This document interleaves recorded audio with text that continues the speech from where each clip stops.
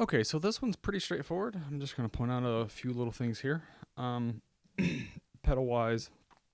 So, what I would normally do for something like the first bar, the advice I tend to give is to just go ahead and pedal that harmonically for the whole bar. Never let up so that you're hearing the lowest notes ringing all the way through. And due to the voicing of this chord, even though you have that add 2 in there, it's not so low that it's muddy, so that sounds nice. You're not losing anything. Everything else is chord tones in the right hand, so that's nice. But then there are problems when it comes to the second bar. I kind of feel like if you pedal the whole thing, I feel like that's too muddy by the time you get to those pickup notes leading into the next bar. There's just too much ringing. So I would actually pedal in the middle on the third beat, so that you have a little more clarity for this little melodic bit happening there. And to make that happen, you really need to observe the dotted half note in the in the right hand, because basically I need to finger sustain that all the way through until I let off the pedal there on the third beat. So all these notes are still ringing, but then I can let that go and they keep ringing while I do that. It gives me a little harmonic support. But if I had dropped them to immediately move my hand and then I pedal, so like that's a lot more empty, because now I'm just holding on to the third and then doing this. Your ears will fill in that gap and it wouldn't be so bad, but I feel like it ends up a little more disjointed if you don't go ahead and make sure to finger sustain these until the pedal is back down and jump into that. The last bar is probably where it's the most important to pedal, because it's a suspension. Anytime there's a suspension, you really want to highlight that by making sure, I'm holding these notes also. They're whole notes in a second voice there underneath. So in the first beat, you've got a half note in the top voice, but you've got whole notes in that lower voice. So you want to sustain those, finger sustain those all the way through. That's also going to give you harmonic support when you get here. I actually think I changed that from the way it was written in the original accompaniment, because I just didn't like it. They had written half notes all the way down in a single voice on the first beat. I think that it works better to do this. Now, the thing is, most accompanists would maybe instinctively do that anyway, even if it's not written explicitly that way, just like we do with all of this pedaling stuff that's not explicitly written. But I, for the sake of this, when I transcribed it, I decided to make that a little clearer. And it's always really important with that, suspensions especially.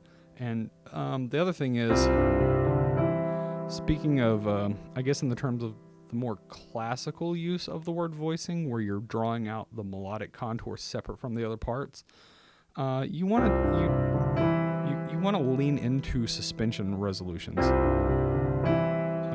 Just punch them just a little bit. You just want to give them a little bit extra, just as a general rule. But something else that's it's relevant to the last bar, but even the second to last bar, is that as I have this descending line, it's even more reason I have this little melodic descending line, right? To make that a little clearer, it's better for me to go ahead and pedal on that third beat. It's a similar thing that I run into when I'm playing like classical guitar type stuff, where like if I had an ascending line, if that line was ascending, it wouldn't be as bad to sustain some of these voices, especially if they were all, let's say they were all chord tones. That's a problem, or that's not a problem, because you're still hearing everything ascend. But if I was pedaling and it was a descending line, if the melody was, the problem is you're sustaining these upper voices and it makes it a little less clear, even though, both piano and guitar and some other instruments have that little, because of the percussiveness of the start of the note, you're going to hear that lower line, but it's a lot clearer if you can pedal off of those. You don't want higher voices in a descending line to sustain over and obscure the melody. So you want that a little clearer. So that's another reason in this line to pedal there on that third beat, just to make it a little bit more clear. So if you watched my previous video, you might have noticed that the melody is similar for the first two bars. And basically they've just filled it out here, which was something that I mentioned as an option that you can do. If you have a melodic line, just a single note melody, you can always fill the chords out under it. And for somebody who's comping or working from a lead sheet, that's a really important skill. You need to be able to fill in the chords underneath your right hand. It's just nice here because they have it basically written out explicitly. And this is also a takeaway if you want to dabble with composing or arranging, because basically this is a technique that you can use for doing that, and it goes both ways. So you can either lush something up by adding more notes underneath it, or you could sparsen them and maybe change octaves to get a different character. So I could have this very lush, broad sound, and then I could, if I played the right notes, it'd work even better, right?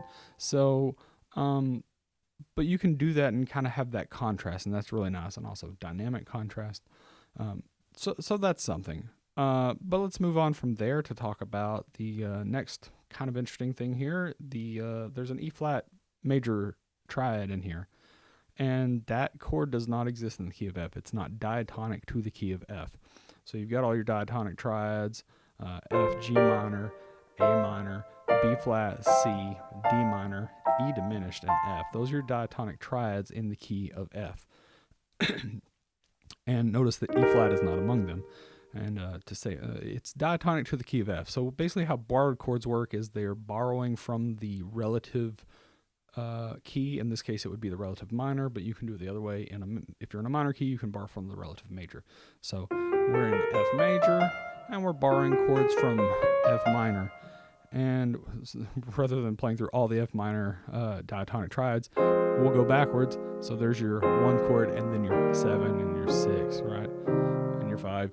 I won't do all of them. But you're borrowing that 7, the diatonic 7, which is E flat, from the key of F major, or sorry, F minor, while we're in the key of F major. And it's color.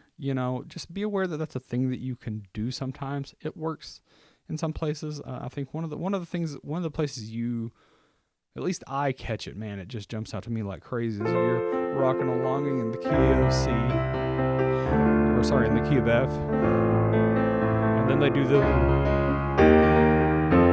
they're both basically borrowing the flat major 6 and the flat major 7 from the parallel key. That is such a common thing to have a big grandiose ending, but you're chilling out in your key. It's a super grandiose way to end it, but basically that's just borrowed chords. So borrow those chords from there and do that. So that's what's happening here if you want to understand why an E flat is working in the key of F. And, I always think transposing is good. If you find that's one of the things, if you thought that was a cool thing and you're like, oh, I've never heard that before, or I've heard it and I didn't know what it was.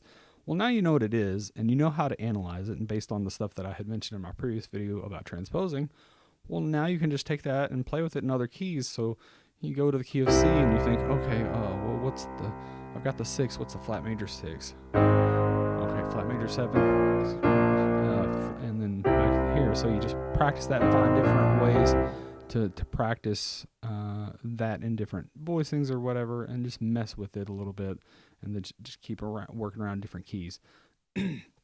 Anyway, that's about all that there really is to say about this particular little short exercise. So hopefully you found it helpful.